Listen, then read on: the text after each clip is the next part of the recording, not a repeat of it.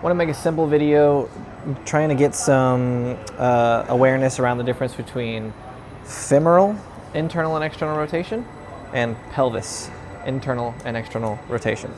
So my little bony model here is fairly limited in what it can do, but I just want you guys to watch this and understand the difference between these two motions. A lot of people, when they are testing their self or testing their clients, they're very focused on what the femur can do. You lay somebody on your back, you turn their leg in and out, you say, oh, you have this much IR, you have this much ER, and then that's it. That's what you deem as most important.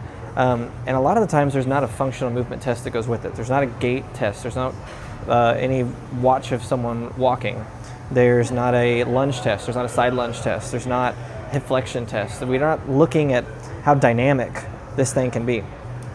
When we walk and when we move, this pelvis has this rotation to it. So we have these people, when they move, they only access a little bit of motion here, but they're very, very rigid up here. And these are the people who kind of move like a brick wall. They don't have much motion. I just want there to be some type of thought process and some type of reminder and something that kind of clicks in y'all's brains that these bones here are not the only thing that makes up a hip. We have a pelvis that is very dynamic and has a lot of potential for motion.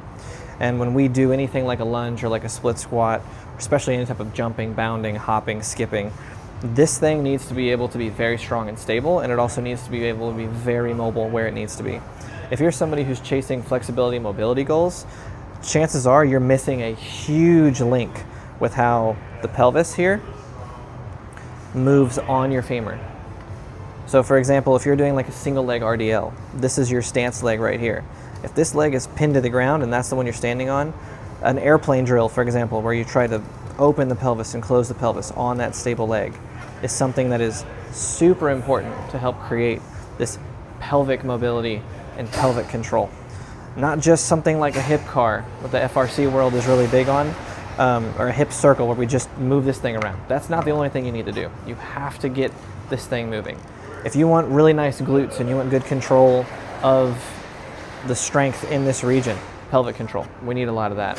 If you're trying to be a faster runner, something like knee drive and stuff like that, that's hip flexion. That's more femur control.